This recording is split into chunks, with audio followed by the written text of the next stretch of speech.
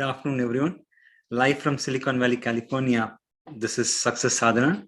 My name is JM, and I welcome you all to a program today where we will discuss Free from Fear with our speaker today, Vaish, a veteran Bhakti yogi, author, and former monk.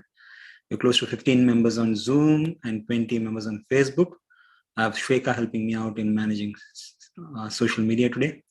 Good afternoon, Vaish. Welcome to another episode of Success Sadhana. Thanks so much, JM, and great to see everybody back. Thanks for joining us. This program, it has the word sadhana in it. And as a reminder, or for those who haven't heard it before, sadhana is a Sanskrit word. And it means that you've already established a goal. And because you have a goal, you've discerned a kind of practice to engage in to reach your goal. Does that sound reasonable? Please say yes. Yes, it's reasonable. So the goal in Sanskrit is called sadhya. Sadhya is a goal, and the way you get to your goal is your sadhana. And so those who have a goal and they have a practice, they're called sadhus. It's all from the same root word. So you've got sadhu, you have sadhana, and sadhya. What does sadhya mean? Means the goal. And then sadhana means the practice to get to the goal. And a sadhu, that's somebody who's practicing. They're engrossed in a worthy occupation because they're going towards a worthy goal in their lives. So success sadhana has a kind of a nice ring to it, because when I think of success, I think of nothing succeeds like success, and who wouldn't want to be successful in what they do. This particular kind of sadhana has to do with the root cause of all our success. There is such a thing, according to the teachings of yoga, the philosophical side, which says that all kinds of developments that we have in our life come from the inside out. In other words, the way we are inwardly is what manifests outwardly. Eventually, everything becomes grossified in due course of time. There are experiments, scientific experiments, double-blind experiments, controlled experiments, in which a person who practices the piano is measured. Now, of course, there's three subjects. There's the control. That's the person who doesn't touch the piano or practice at all. And then there's the subject who plays the piano with his or her fingers. And then there's a person that the experimenters puts that person's hands behind his or her back and make sure that they're not moving. And all three are measured. That is, there's an instrument that measures their brain activities, especially how much energy is moving through certain sections of the brain. And as it turns out, those with their hands tied behind their back, not moving their fingers, but in their minds, they're playing the piano, doing the practice that was assigned to them. The brain activity, the activity through the neurons is equal to those who actually have their fingers on the piano and are playing it. And one of the ways in which, one of the characteristics of the brain is that it's plasticity. Okay, somebody help me out here. What am I trying to say? It has Plasticity. Plasticity. Thank you. We got some. Thankfully, we have some learned people on this call. Plasticity. I'll say that a few times. Plasticity. I love that concept because there's a way in which I may think that, okay, my lot in life and my lot in life. But no, we can improve. Even the brain, because it has plasticity, can be shaped in a certain way. So how does this relate to success, Sadhana?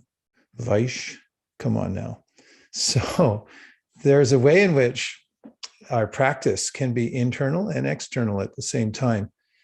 And our internal practices, the way our mind is shaped, or the way we're exposing our mind to certain kinds of thoughts, and the way we're controlling our minds to think in certain ways, will have an effect on our physical being as well. In other words, the brain gets shaped by the subtle thought energy that goes through the brain. So it goes from subtle to gross. Just as it goes the opposite way too. If you injure your brain, then it's going to have an effect on it. So success sadhana focuses on the most subtle aspect of our existence, even beyond psychology, which really has to do with the mind. There's the living force behind the body and the mind. I've talked about this hierarchy that we're involved with. I mean, just think of yourself sitting there right now and just take an inventory of what you've got. You've got senses, which you may not have noticed today so far. I mean, isn't it kind of true that we wake up and then start moving about the day and think about what I'm going to do, rather than I wake up and I think, well, it's amazing I can do anything. It's amazing I can move. How am I ambulating? How is it that I'm seeing? What is the instrument of the eye and the ear? What's coming through it? And how is it coming through? However, in this thoughtful exercise coming from the wisdom literature called Bhagavad Gita, there's a way in which the teacher, Krishna, is asking us to take an inventory. He says, okay, notice that you've got a group of senses. Now, those are divided into categories. They're called working senses and knowledge gathering senses. So there's 6 and 6. Who can give an example of a knowledge gathering sense? Somebody who doesn't already have this on the tip of their tongue. What do you think? You can light up the chat box, or you can just speak up, because this is a free room. You can come in at any time. Yan Yan says memory. Very good. Actually, that's an extra one that's called the sense within. It's called the mind. Actually, we take memory. What about thoughts? Pardon me, Evan? Thoughts, your thoughts. Yeah, thoughts. And I will put that in the category of the mind, because we're talking about a sense. So that's called the sense within, thoughts, memory, and so forth going on within the mind. How about the other ones available to us that we gather knowledge from the world? Sight. Yep, the eyes. I mean, how does that work anyway? It's a very sophisticated apparatus that's pulling information in from the outside world. Gut feeling, yeah. What other senses do we have grouped about the head? Let's just take inventory up here for a second. Our hearing.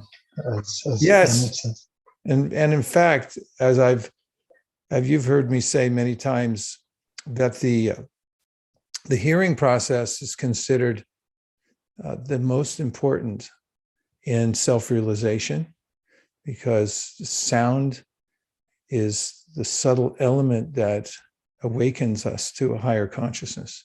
It's called Shabda. So yes, we have these instruments here, 2 of them. You get 2 free thrown in with every body you get. And then you get 2 free eyes.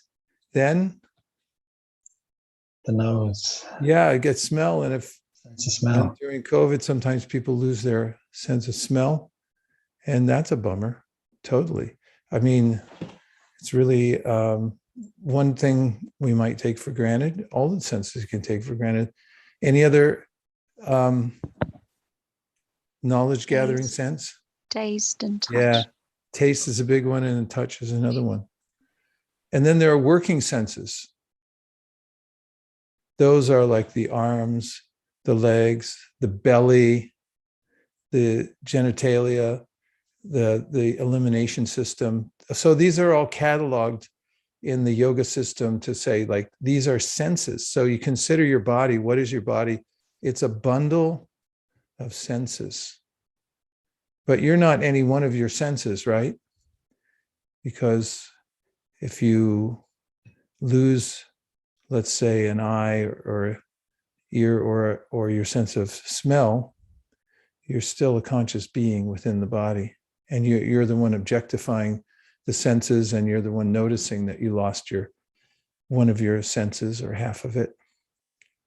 And so there's this description that the senses are the lowest on the hierarchy, and above the senses is what's called the sense within, which is called the mind.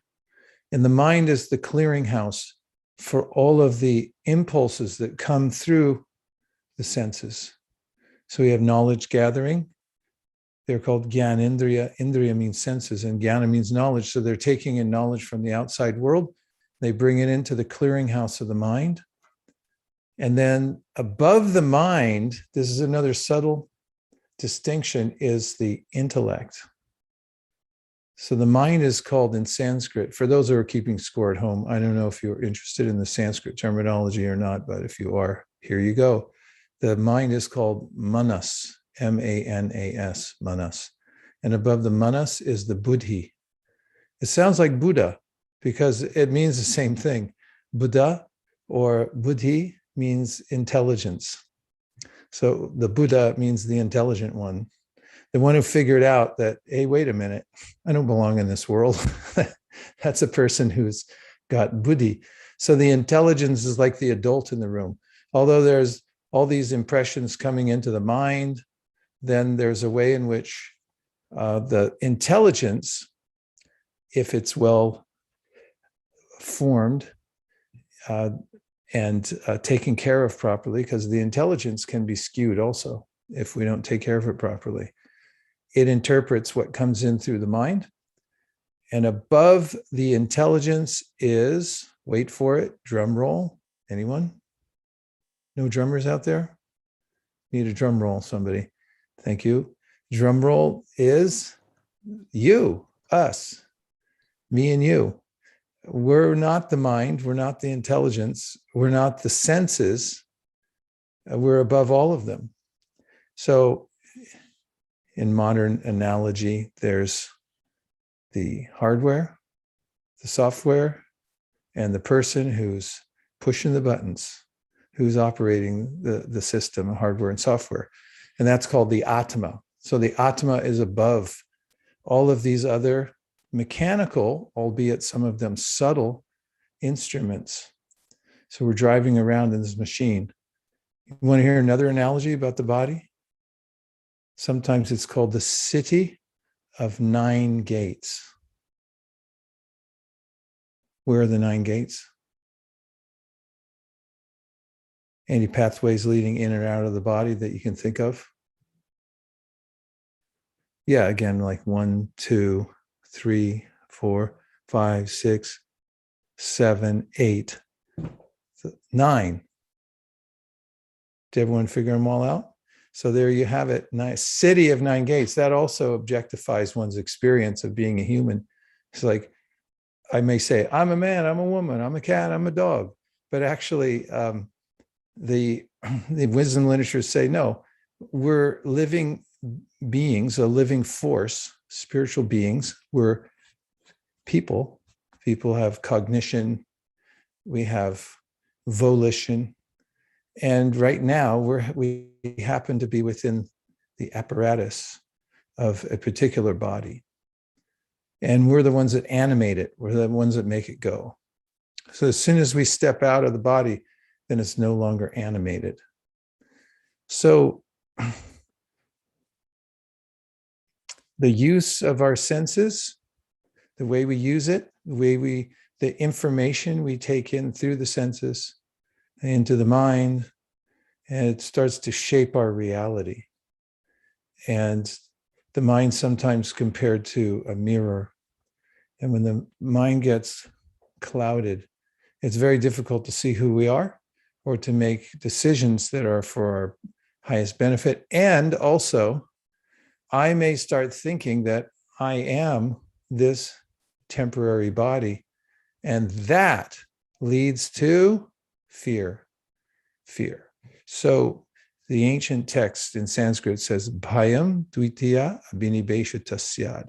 So bhayam is spelled Bhaym. Bhayam.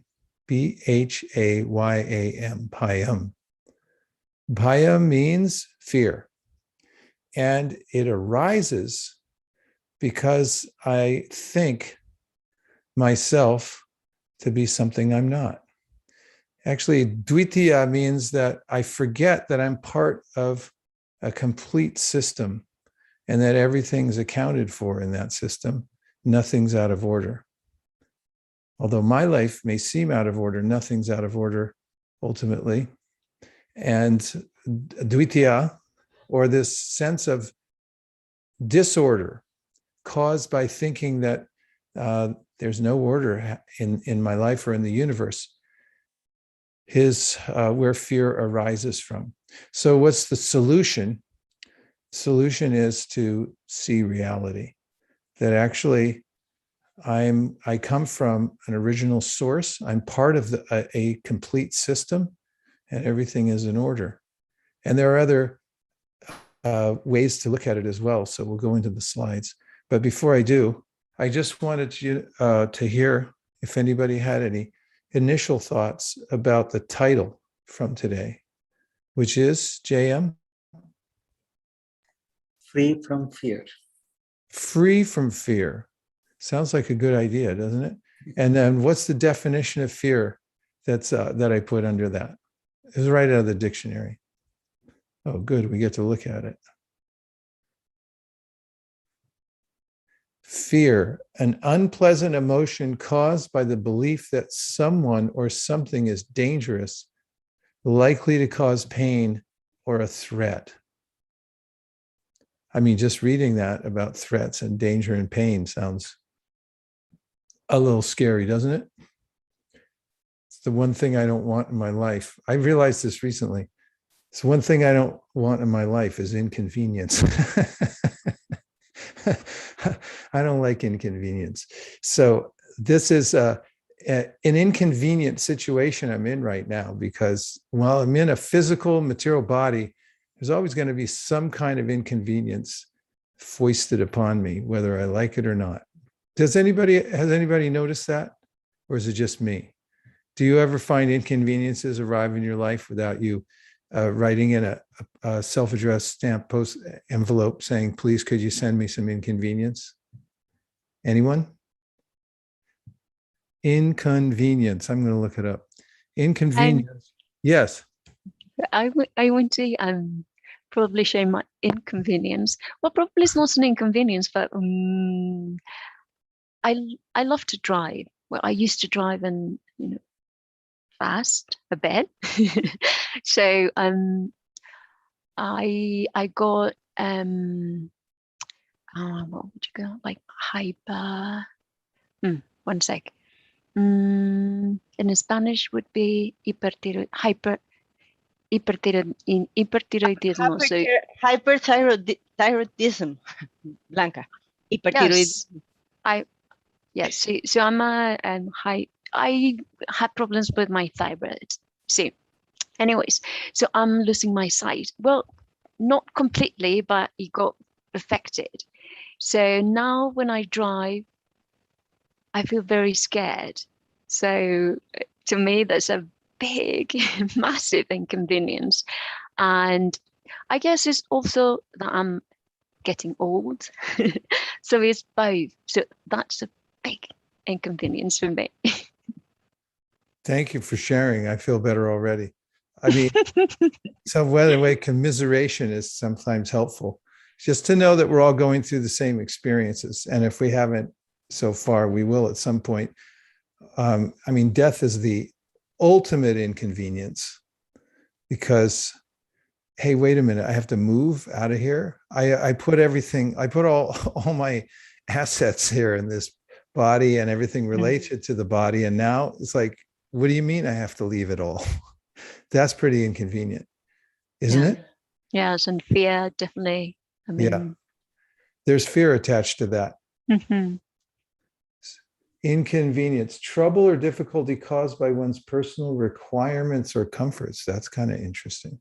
I have a certain requirement or level of comfort that I expect, and then that gets disturbed. That's called inconvenience, a word that comes from, let me see, convenient, adjective, fitting. Originally, it comes from agreeing, fitting, convene. Everything comes together properly. And when things don't come together the way I thought they would, that's inconvenience. Ivan has something. Please go ahead. Yes, please. Hi. Yeah, just when you mentioned inconvenience, I was trying to think of something, and then you've mentioned fear as well, right? So recently, I heard a colleague had passed away from a hiking accident, early 40s.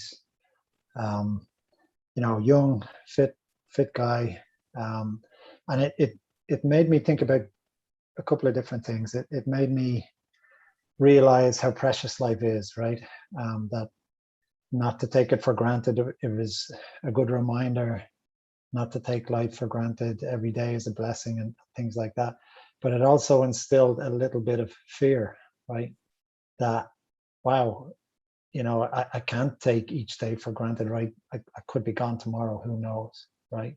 So I'm trying to push that fear out by embracing the every day as a gift kind of thought process, right? But the little bit of fear is still there because, yeah, you're right. It's a huge inconvenience if suddenly you're gone, right? Because you've left your kids, your wife, your family, your friends, right? And that's what happened. My colleague, he's gone, right? And his friends, his parents, I believe his dad is still alive. They don't have the pleasure of his company anymore. So just wanted to share that.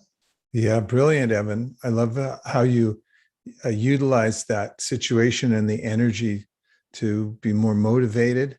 And I wanted to mention something about fear as well, that in one of the books on Bhakti Yoga, it mentions that a little bit of fear applied properly can be a great motivator. When in the verse I first quoted from the Srimad Bhagavatam, it goes like this. I'll say it again and then sort of break it down. It says, Bhayam dvitiya abhinibheshita syad. So syad means something arises. And what is it that arises? Bhayam, or fear. And then the word abhinibheshita means to be fully absorbed in what? Dvitiya, which means that which seems to be separate from the whole. And so when one's fully absorbed in the idea, the bodily concept of life, that I am this body, this life is everything, then the fear really arises. But when you have this kind of perspective, as you've described now, Evan, that there's a way in which you say, oh, wow, this is a temporary life. I should be careful. And I'm a little bit fearful of perhaps losing the opportunity that I have right now. That type of fear is different. It's like a motivating factor to help us, and it's not necessarily bad. It's the inordinate, overwhelming sense of fear that numbs us to existence, or because of which we want to numb our existence. So I forget about it. In fact, there's a book written by a psychologist named forget his name, Becker, and he wrote Fear of Death. And his theory is that all the distractions we engage in as humans are to forget the inconvenience of death. Let's just put it off. It's the ultimate procrastination. So there's this underlying sense of angst or fear all the time. But when we actually face our fears, in fact, there's a quote I love from the old days. I keep it on my desk. It's face your fears and watch them disappear. Face your fears, watch them disappear. And so when we actually, face what is my existential situation, where am I? What's actually going to happen? There's a kind of a relief, isn't it? Because we have a sense I'm actually dealing with it. I'm not stuffing it and just saying like, I'm never going to die. or it's way off in the future. So that's kind of what some of these wisdom literatures help us do, is say, look, first of all, it's not the end of the world, dying, literally. We always exist even after this body. And let's talk about how to make this a successful lifetime while we're here. Wow, thanks, Evan. That was great. And I have a sense that you have a point.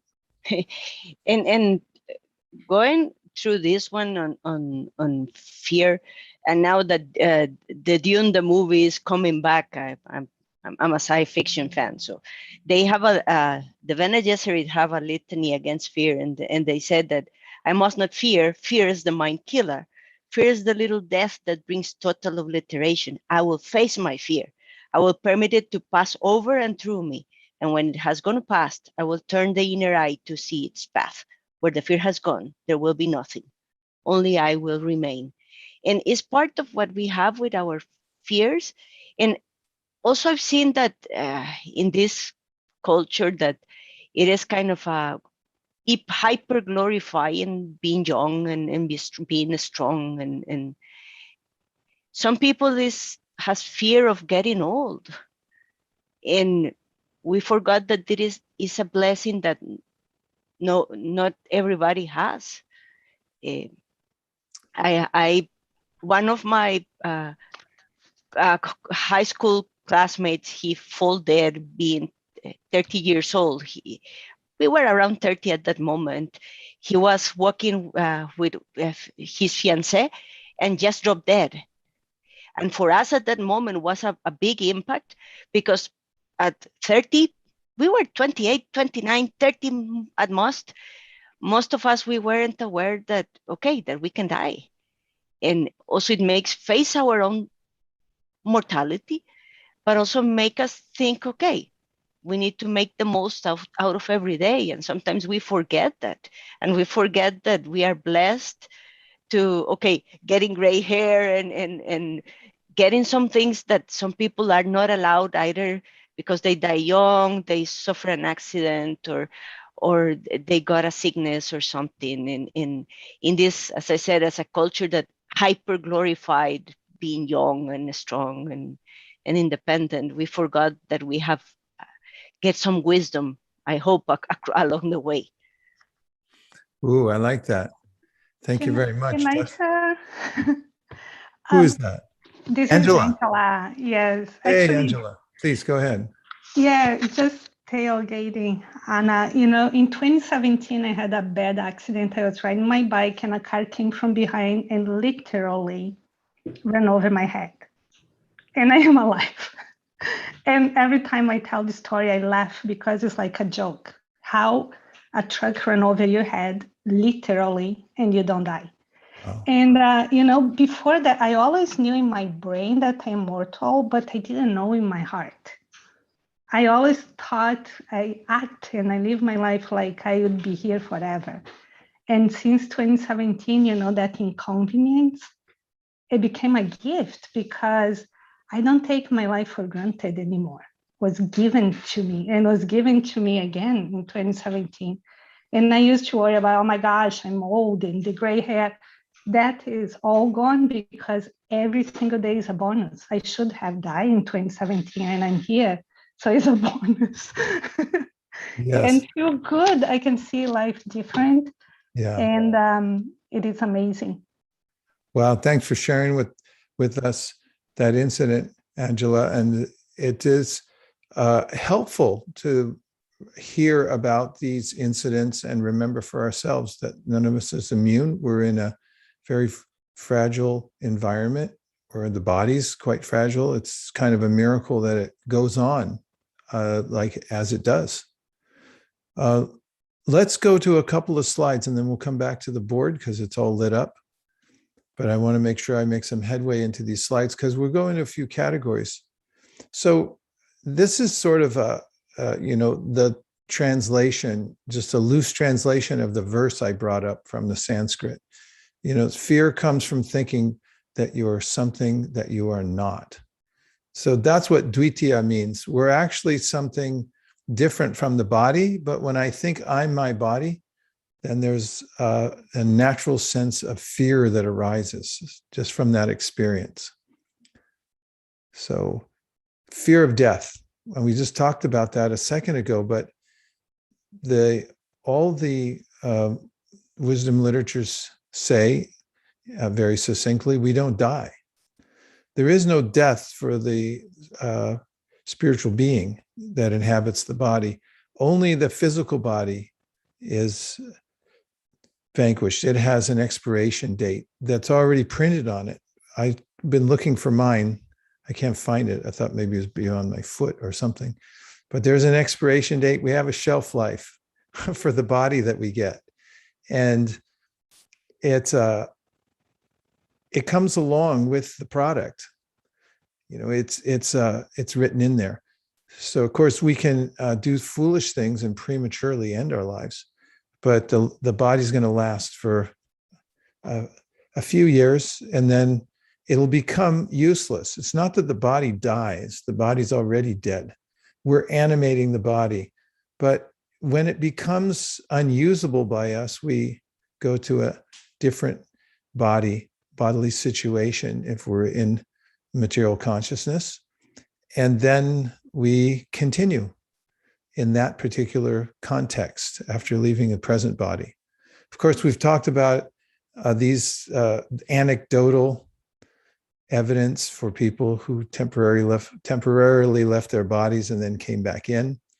And then we have also talked about the definition of birth and death, which just means birth means to become aware of your new present body that you've entered into.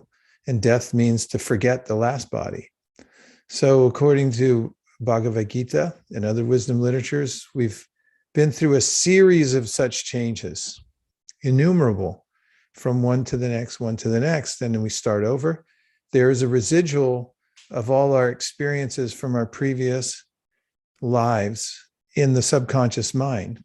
It's not that a baby doesn't have brain activity right when it comes out of the womb, or dreams or anything like that, because the subconscious is there. It becomes more and more manifest as the child grows up and comes to maturity in a particular body. And what's called the samskars, or the latent impressions, are already there. And there are proclivities that each particular individual has because of his or her past activities, which appears in the form of a predisposition to certain things in this world. And this is because of what's called generally karma, which is the continuation of our activity. There are consequences for everything we do, and it carries us forward. So anyway, to put it simply, we don't die. Does that eliminate fear for us? I mean, who was it? Socrates, who was talking about the difference between the body and the soul. The soul goes on.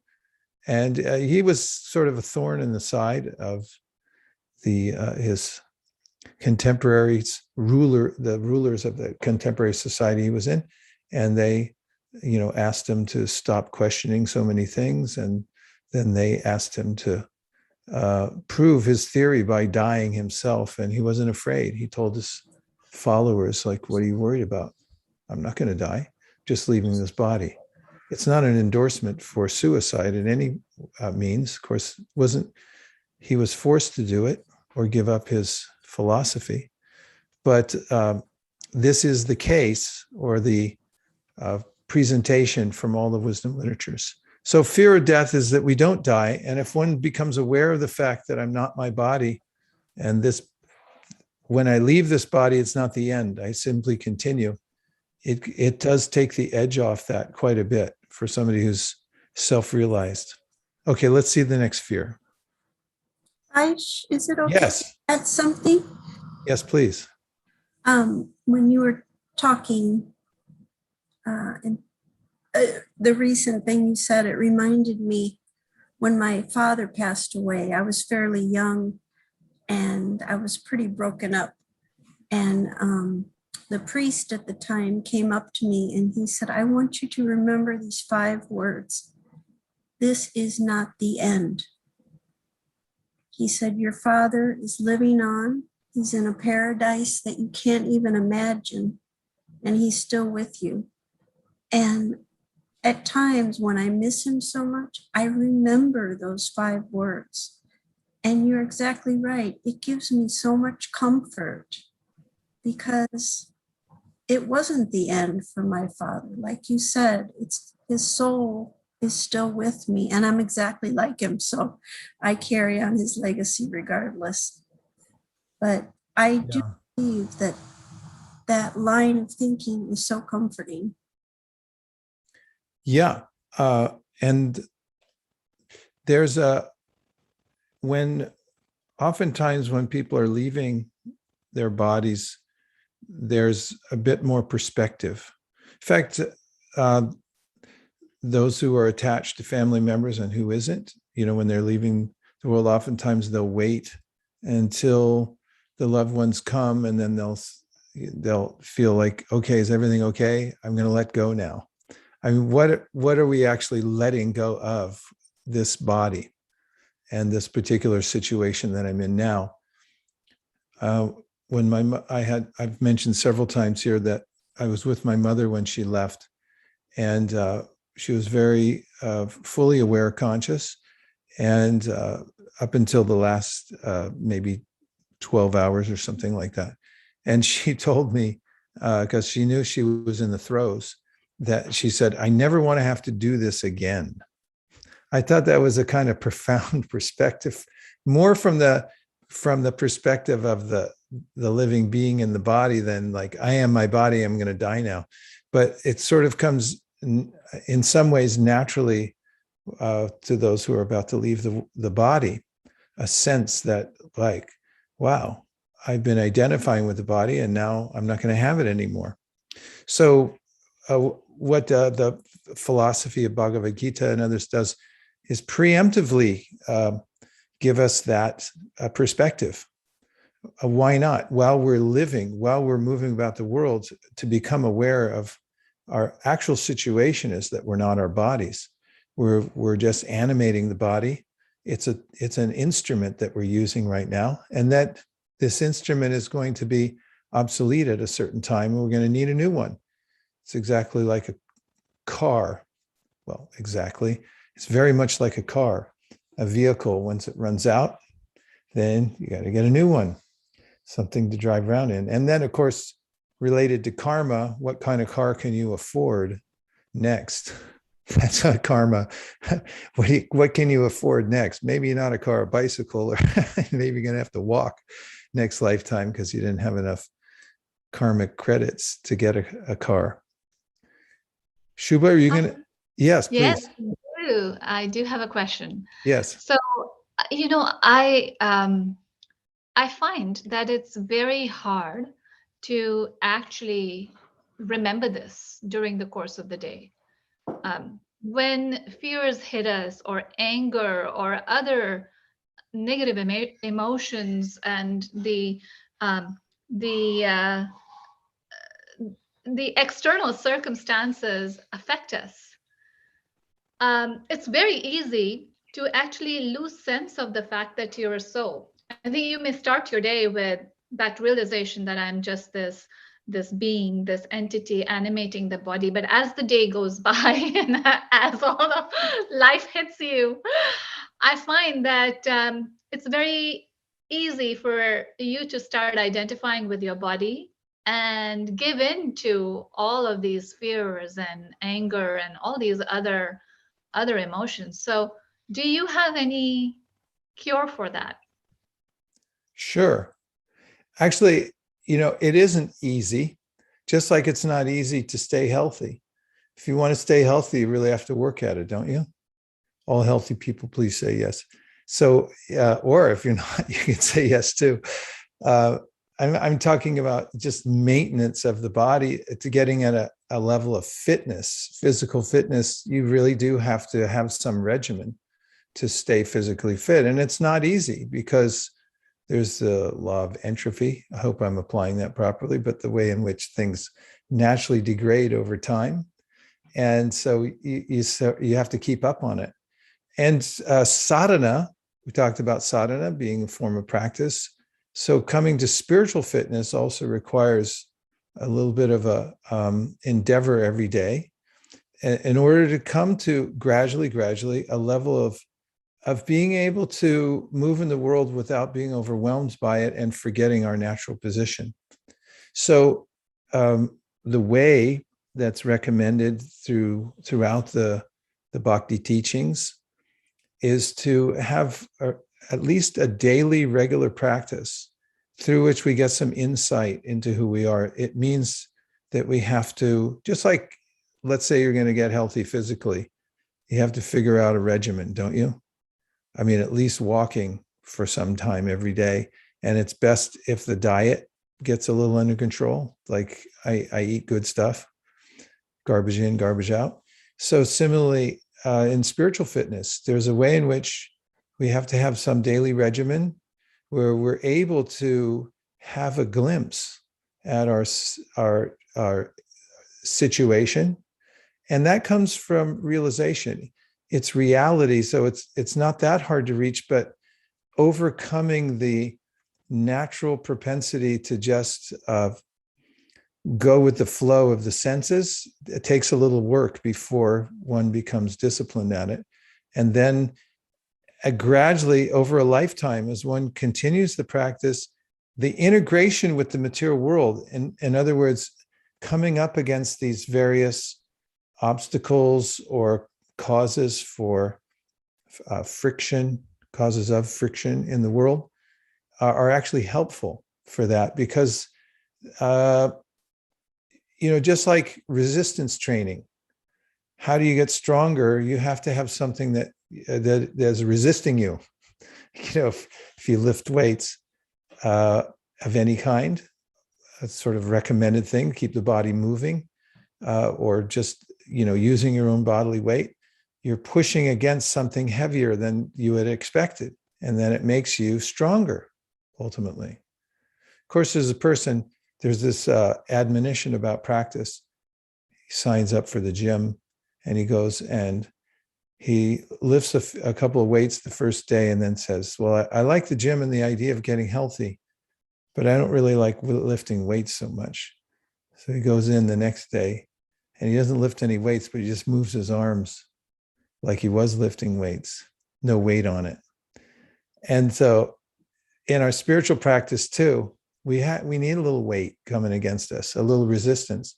So those obstacles we come against, when we have a morning practice, you start with a morning practice, at least 10, 15 minutes to start with, where you're investing your time in the spiritual practice.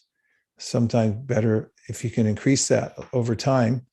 Then you have a foundation upon which, when you move out into the world and you encounter these kinds of strenuous situations, then there's a little voice in you goes, oh yeah, I remember my practice this morning. And you start to rely more on your inner sense of spiritual awareness than you do taking shelter of the natural reaction of whatever it is, anger or fear, that comes as a default mode from the senses. Yes, Evan? I just wanted to piggyback a little bit on what Shubha was saying. So I totally empathize with what she's saying. I struggle a lot with frustration, impatience, anger especially. And what I've been doing lately, I also teach a resilience class in Intel where I work. And we talk about practice a lot, right? It's based on heart math and heart focused breathing and everything coming from here, right? From your heart to calm down the nervous system. So if you practice that in the morning, but what I've been adding to that is making a choice, right? That, okay, something has happened in my environment. How I react to that is my choice, right? I can get angry and whatever, but that's a choice, right? That's a choice that I make. It may be a quick choice, right? It may be, I get angry straight away. But if you can, practice some breathing and be in a better frame of mind to be able to catch yourself and make a choice and say, you know what? I can go down that angry road. I've been down there before. What does it lead to? Nothing good, right? or I can choose this new path and say, you know what, my 4-year-old spilt milk on the floor when I told him not to lift up the milk. What's the big deal? We'll clean it up in 10 seconds, right? He's learning how to pour milk into his cereal. You know, just, I mean, that's just an example, right? The dogs are barking. You know, I can get angry. The dog robbed my toast the other morning, right? And I got angry, right? But thinking about that, taking a step back, you know, it's a slice of toast. There's no big deal. I hope the dog enjoys it, right? But it's looking at it with a different lens. So if we can change the lens that we're kind of looking or observing or reacting to our environment, I think it's a pretty powerful way of controlling the anger, the frustration, the impatience. I'm no expert. I still get angry, but I'm practicing. Thanks a lot, Evan. And I'm keeping that imagery of the dog grabbing your toast. I think that's so indicative of the way life goes sometimes. You're ready to take breakfast, you're in a hurry, all of a sudden, snap, chomp, the toast is gone. Nice. Shubha, you got such a long answer from that, and I hope there was some parts you can extract from it. I think you already have a spiritual practice, but there's over time, there's a way in which there's a systemic effect from one's approach to life and daily practices, as Evan brought up, and spiritual practices that are deeply penetrating, and they start to redesign the way we look at the world and how we react to it.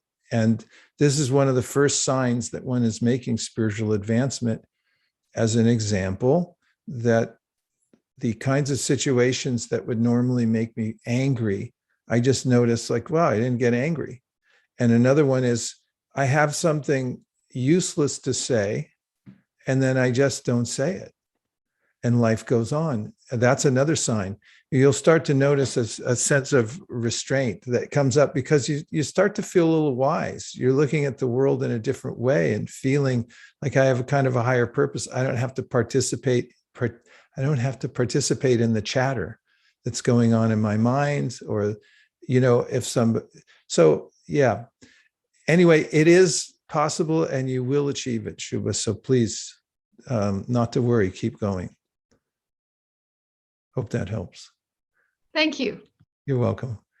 Here's a few more slides. Fear of losing things and people. When you've got nothing, you've got nothing to lose. So really, here's the facts. So we talk about the facts and reality for a minute. Let's go back in the Zoom room. This has to be face-to-face. You ready? We don't own anything. Nothing we have is ours. The sweater, the shirt, the workout equipment, the chairs, the house, even, you know, the society we're in, it's all on loan. And those who are high thinkers, they have this perspective. I really don't have anything. If I did, consider everything we have as a beginning and an end. So when did we say we possess it? And when do we not possess it? When it ends? And then how does that make sense? So, you know, if we get a dose of reality that nothing is mine, and then on the positive side, that all paraphernalia in this world, all paraphernalia is meant to be used for a higher service. And if I see it like that, it won't be disappointing, nor will it be calling to me in an inordinate way. If I just try to restrain myself and I say I won't touch anything, that's not possible. Because as a spiritual being, we want to integrate with sight, sound, emotion, and so forth. But unless I have the perspective of how to use energy, then it crushes me and I get overwhelmed by it. For instance, money. If all of a sudden you get a windfall, I may think, okay, if I got a huge windfall of cash, let's say, how much is enough to say for this example? Anyone can please suggest an amount. That's a lot. $1 million. How much? $1 million. $1 million. Can you even live on that in Silicon Valley in a year? How about, can we move it up, Evan? Can we say like 500 million? Okay. Like lottery winners. In fact, somebody on our research team recently was pulling out all the research on follow-up for lottery winners and talking about how they got crushed by the energy because they had no idea how to spend it.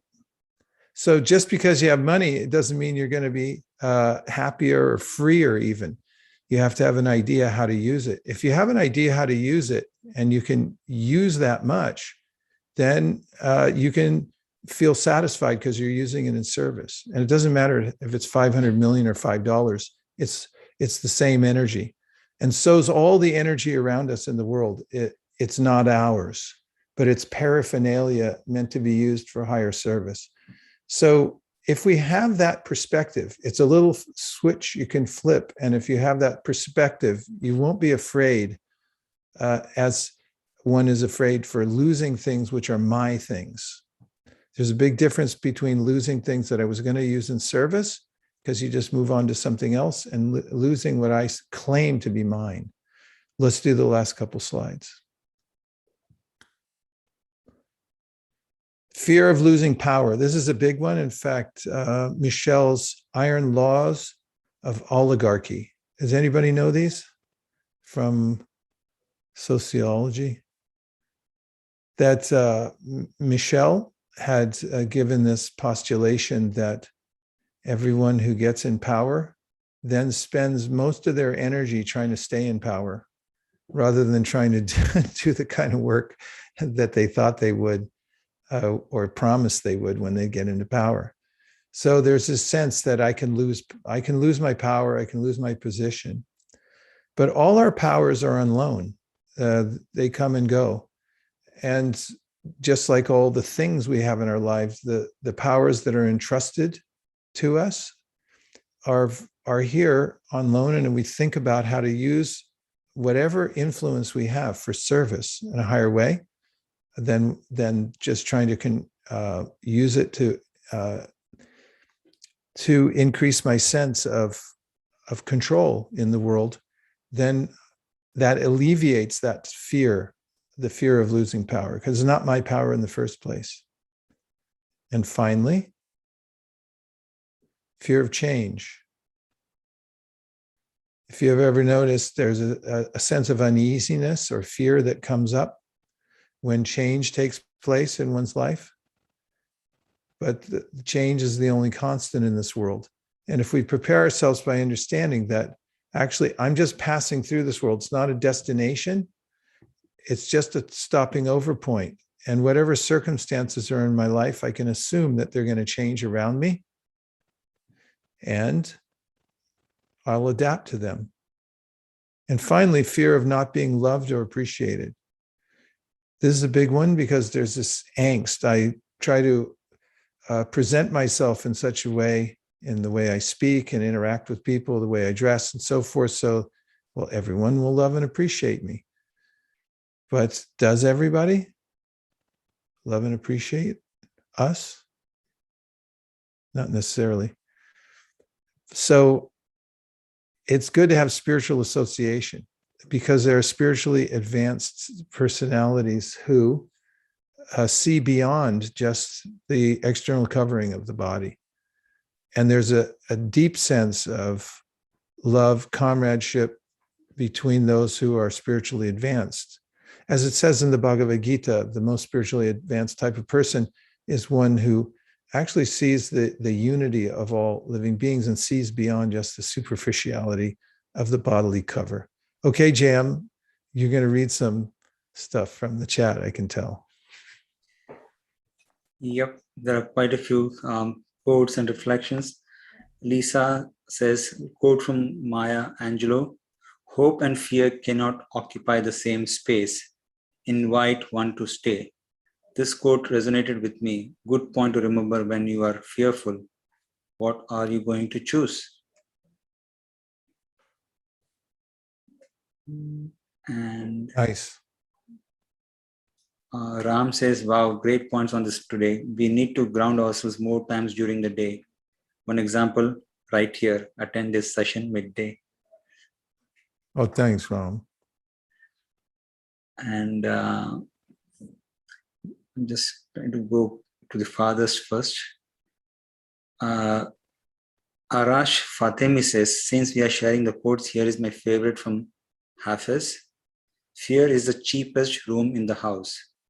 I would like to see you in better living conditions, by Philosophy blog on 16th May 2016. In advice, belief, fear, knowledge, personal growth, strength. Fear is the cheapest room in the house. I would like you to see in the better living conditions. To me, fear is a perception just like anything else. It's about how we respond to the circumstance that may invite the feeling of fear. I'd like to also call out the difference between fear of danger, like crashing a car or such, and fear of feeling of not being good enough, or not being the person I want to be in a given moment. Thank you, JM. I'll just see if there's anyone from the room that has a particular point that you're taking away from today. Anything that is a usable idea for you for today or for going forward. What's the one concept or idea that you're taking with you? I see Charles looking at his notes. I know we're going to get something.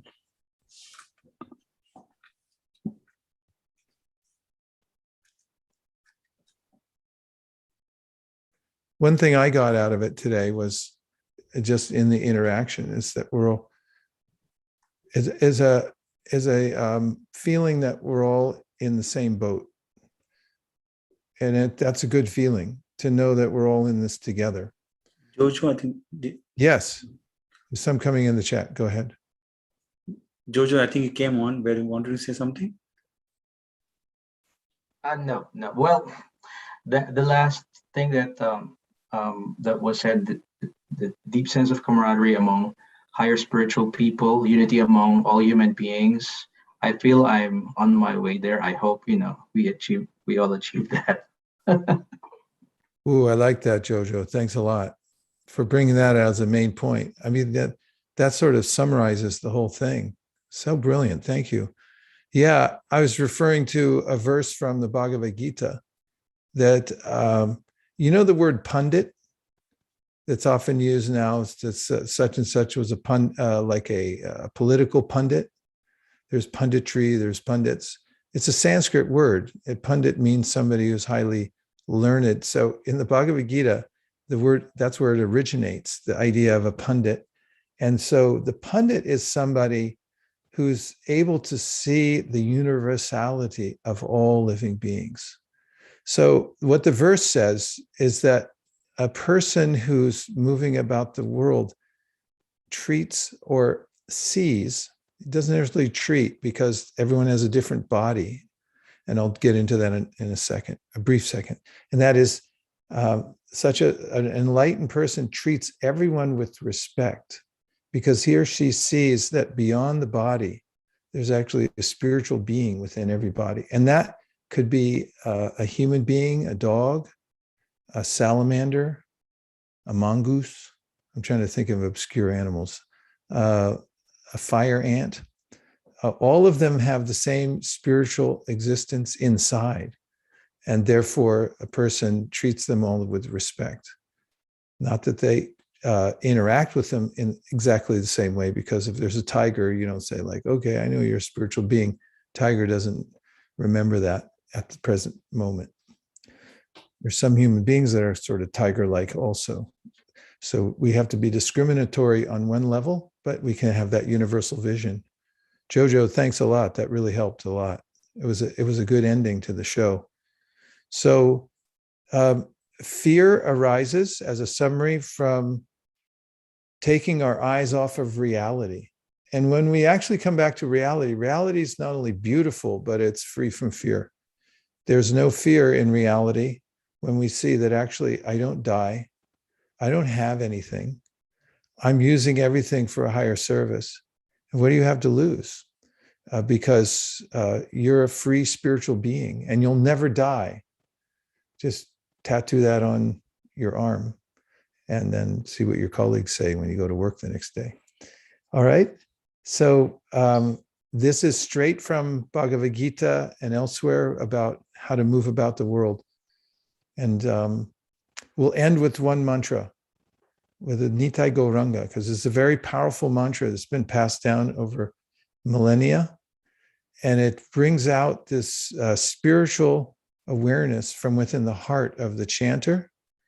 And I've spelled it phonetically here, but let's just try 5 times together before we go. And this is one that you can say when you wake up in the morning for part of your spiritual practice. Nitai Gauranga. Nitai Gauranga.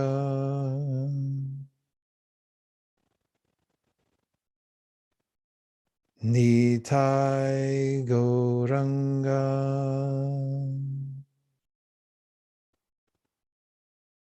Nitai Gauranga.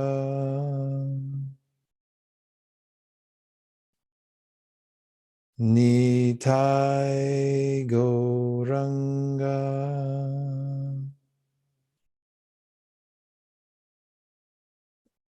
The sages high in the Himalayas chant this mantra, but when they go out to get some berries or some roots, they see one another on the high paths of the Himalayas in the crisp atmosphere. They wave to each other to encourage one another in their meditations. And they say this phrase, which means keep the transcendental vibration going. And it's in the chat box, it says, Hari Bol. Hari Bol. Hari Bol. Hari Bol. Oh, thank you, everybody. See you next week. Hari Bol.